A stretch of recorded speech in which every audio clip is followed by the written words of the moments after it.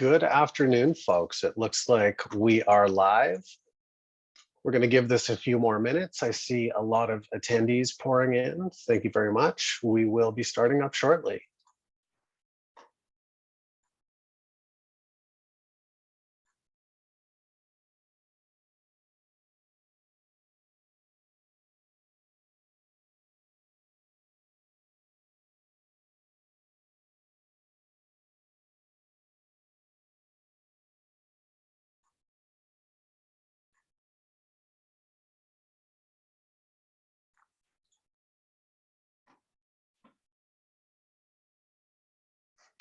All right, good stuff. We'll give it maybe another minute or so. Thank you for joining, everybody. We're going to kick off just in a few moments here.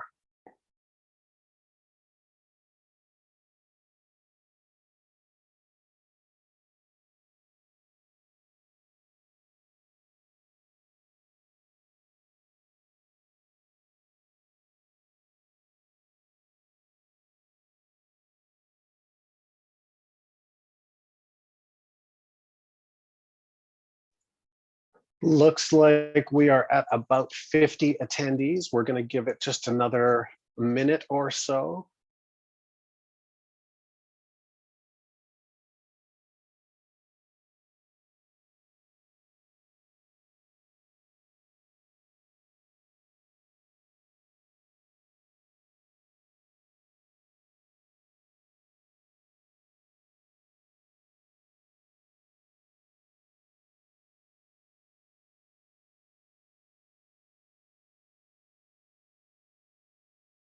All right.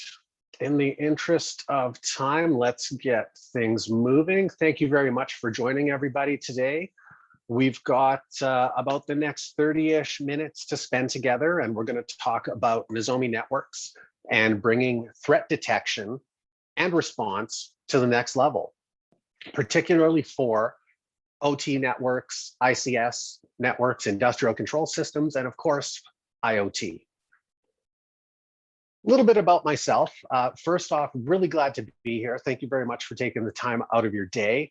I hope the conference has been productive and you're learning a lot so far. Wish I could be there. Hopefully we can get back on a plane soon and be doing this in person. So my name is Sandeep. I'm a solution architect with Nozomi Networks. I've been in IT and cybersecurity for around 20 years, a little more. My background is in networking, network security engineering.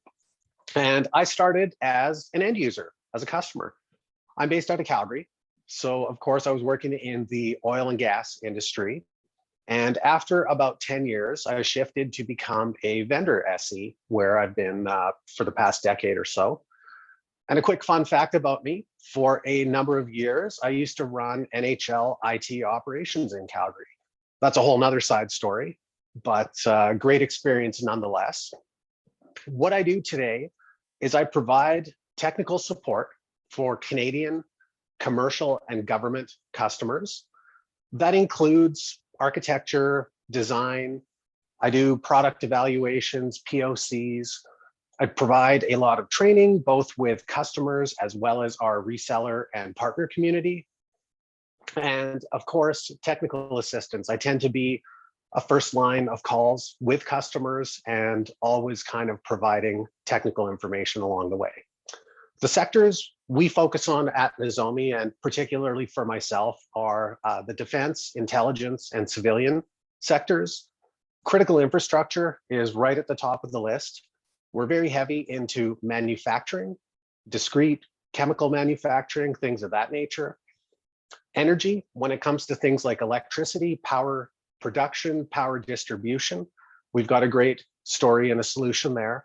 And of course, resources, whether this is oil and gas, upstream, midstream, downstream, mining, we've got terrific solutions for all of these sectors. So we're going to start off with a little background on Nozomi Networks. We are a tool that allows you to see what's on your network. We know pretty much everything starts with being able to see what is out there, understanding assets, understanding communications, and so on and so forth. So Nozomi lets you see what is on your network, and we do it in a very unique way that's completely passive. So it's non-impacting and non-disruptive to your important operations networks. So once we can help you see what's on the network, giving you some of that visibility and operational awareness, from there, we can help detect any types of threats or vulnerabilities. Because Nozomi is tuned to look at over 160, 170 different industrial protocols, we have the ability to understand not only the device types and protocols on the network, but also what vulnerabilities are presented with those particular protocols and devices. In turn, once we can understand what the vulnerabilities are, we can help the customers understand what their risk exposure is.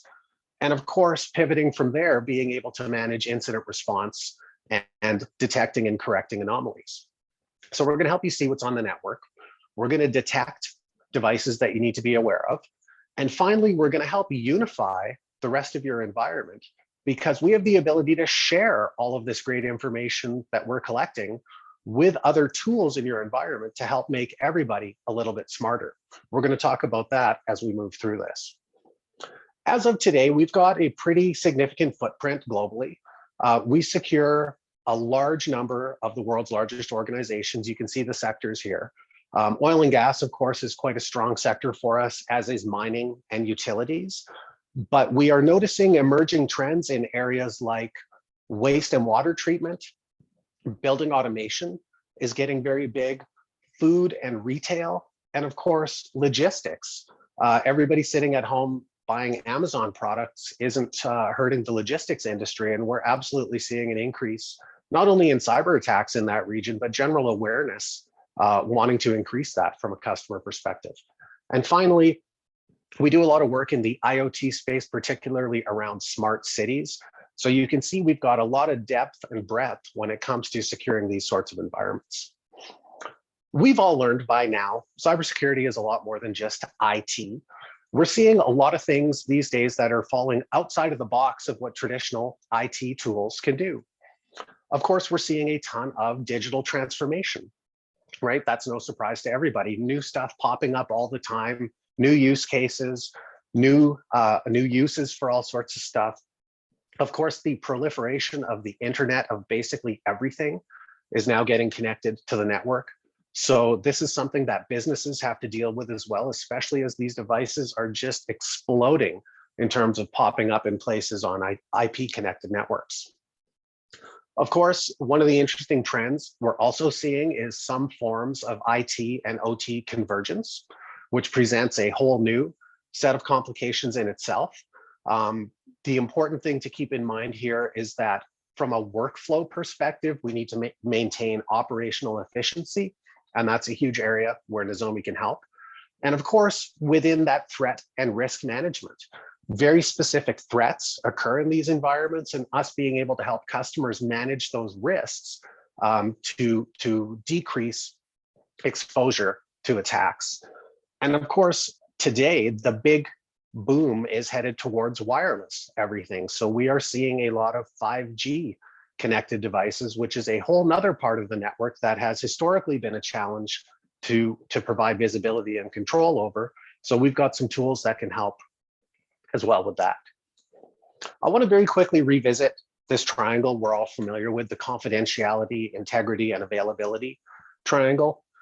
In the past, historically, organizations and the industry have put a priority on confidentiality. Bad publicity is, of course, bad for business. Potential for liability. We've got legal implications. And of course, it's very easy to understand when these types of things go wrong. And often integrity and availability are simply ignored. And not only that, they are mischaracterized. And we're going to look at a few examples of that. So things like the crash override malware that took down a power grid. Things like the Merck cyber attack. Of course, we've all been very familiar with what happened with SolarWinds.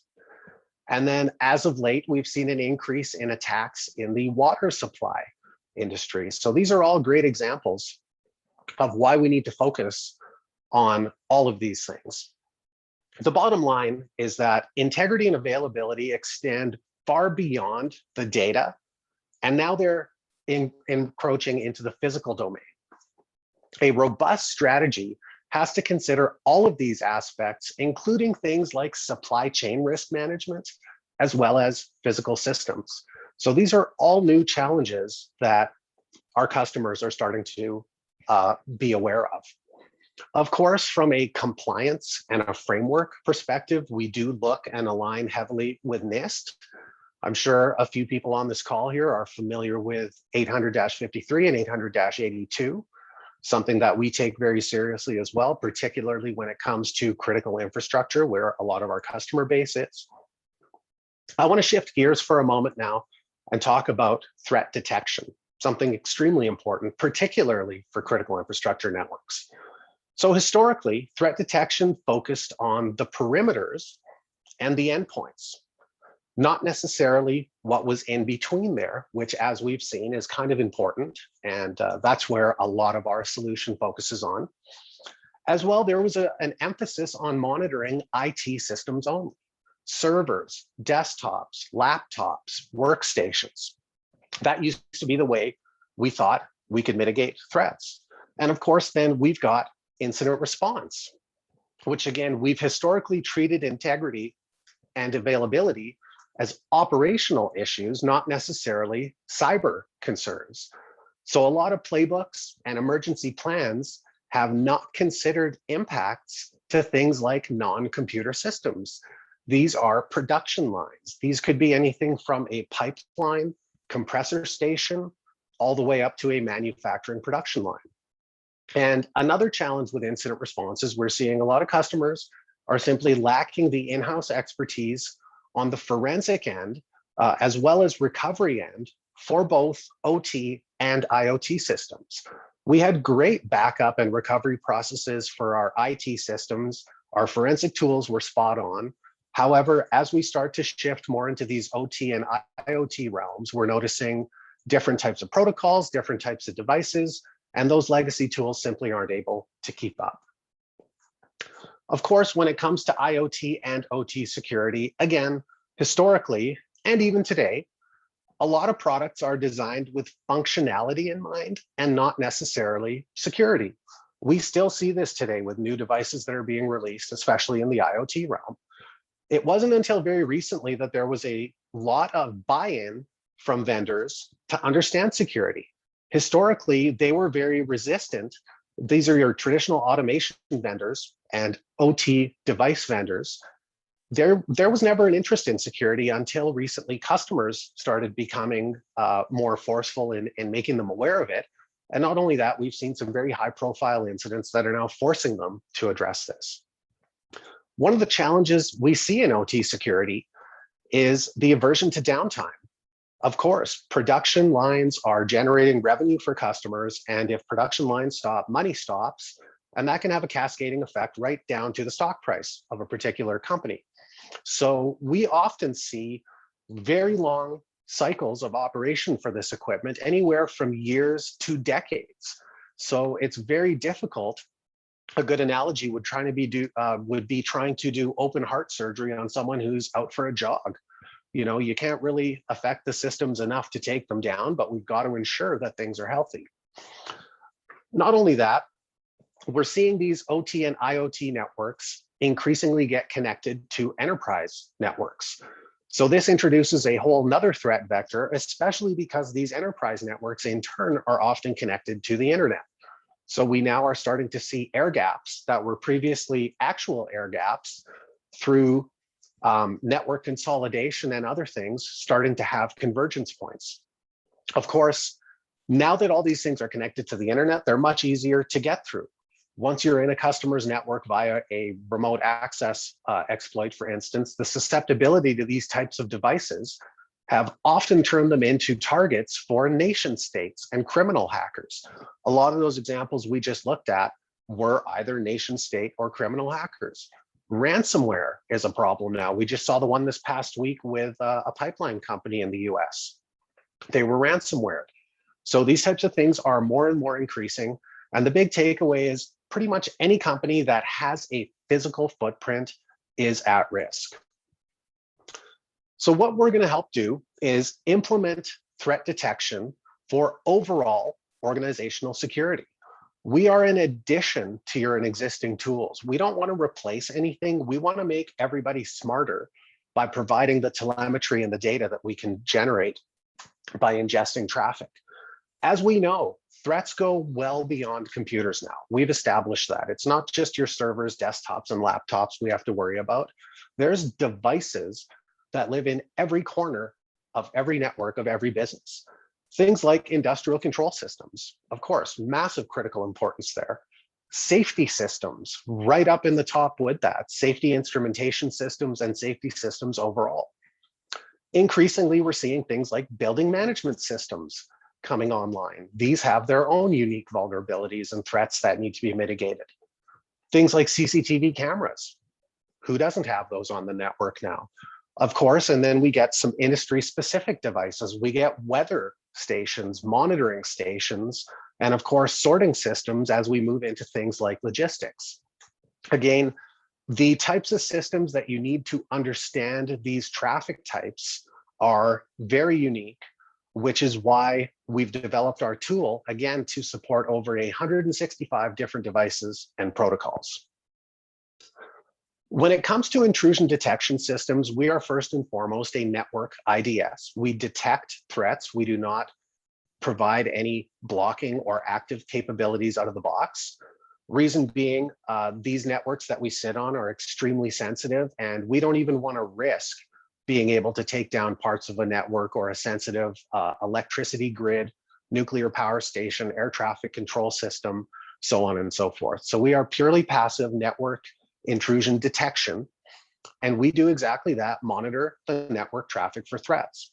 So we are looking for not only anomaly-based threats, but we're also looking at signature-based threats. So we are a full hybrid solution.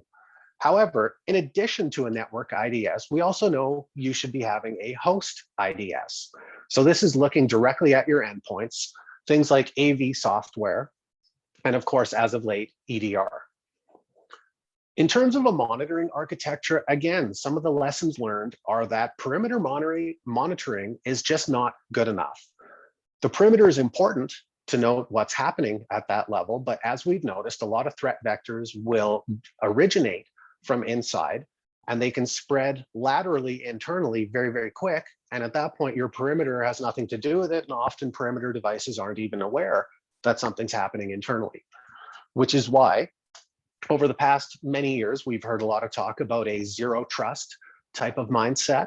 And of course, that is where nobody is considered a trusted device. Everybody starts off as an insecure device until they earn the right to be in a secure compartment or have secure operations.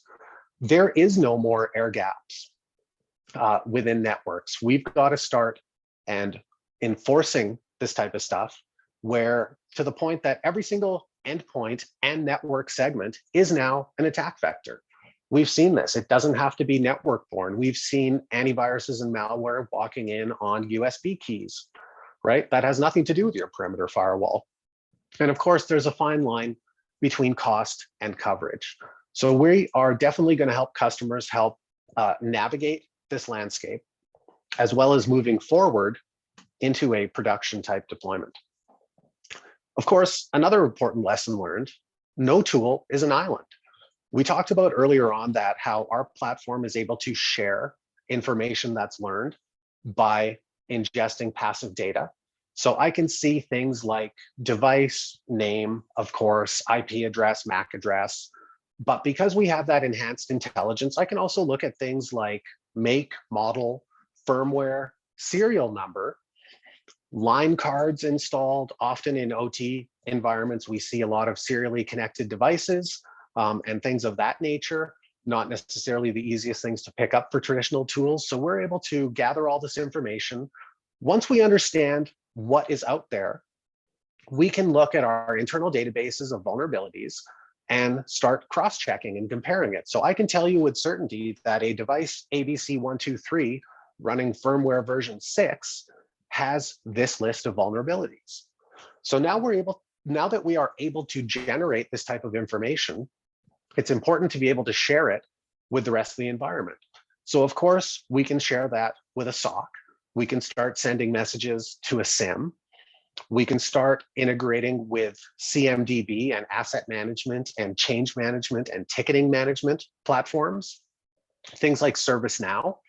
If I do an asset inventory and I discover a device that has a vulnerability, I can automatically go to a tool like ServiceNow and create an incident and trigger a workflow to now alert someone about that. So in our world, it's all about workflow creation. So I can share information with other systems. I can pass asset details. I can pass vulnerability information. I can ingest various types of network information. So at the same time, we're able to make everyone a little bit smarter. Of course, we can take it even one step further, and we have integrations with actual network infrastructure security components. So if I wanted to, I would be the tool that spots a rogue device connecting in at a plant, for instance, on a manufacturing network. And the second I see that new device coming on the network, because I haven't seen that device before, and it starts communicating with one of my critical assets, I can send a workflow via API to the nearest firewall, for instance, who's managing that zone or that subnet. And I can tell the firewall to put in a layer 3 ACL rule to block egress of that new host. So we can start to take a number of automated actions like that if we start to detect anomalies. Of course, this is fully optional, and we build out these workflows and automations on a customized basis for customers. But that's just one great example of the things we can do. Of course, we talked about integrating with things like a CMDB, so we can again further make tools like that smarter. Same goes for a SIM. We have very detailed integrations with all of these SIM platforms and vendors. So there's a number of touch points where we're going to help enhance your overall security posture. Of course, incident response is probably one of the most important things that are top of mind when it comes to looking at these ICS networks. So that's why we focus heavily on integrations within incident response. The quality of information impacts how your teams are going to handle incident response. Of course, we've all seen where events come in without proper context that take a lot of human cycles to go chase things down, and it wastes time and energy. False positives and false negatives can be balanced out in our world by both behavioral and signature approaches. And of course, we're now getting to the point that we have to start inspecting these proprietary and non-IT protocols. And again, today Nozomi supports over 100 of these, well over 100. So as we start taking all this information together, of course, it starts with deep packet inspection. From there, we're providing the traffic analysis and processing the actual data.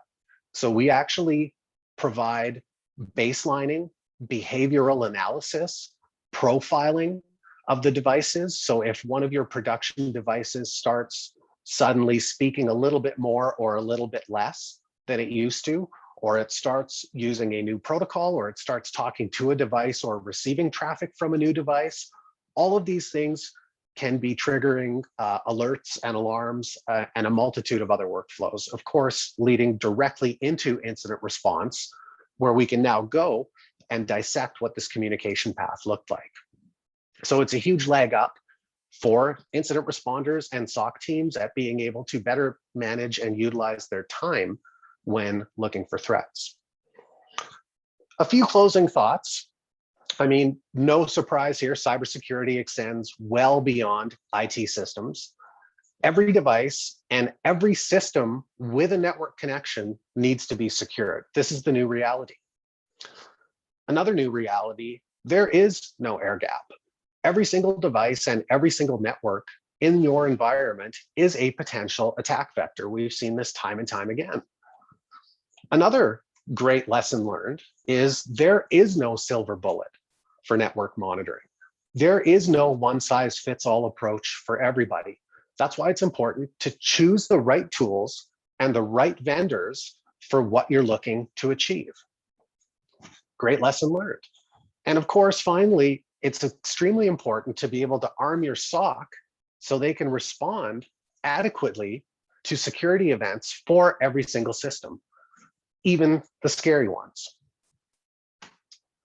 So at this point, I would like to open it up if there's any Q&A. We do have a few minutes left. I like this to be interactive. I'm not sure if the administrator can open up the audio or if you guys can do it yourself, but I'm happy to take some questions.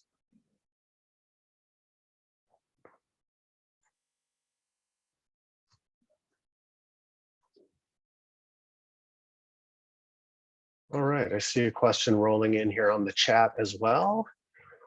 How often have you found government to be understaffed? Interesting question.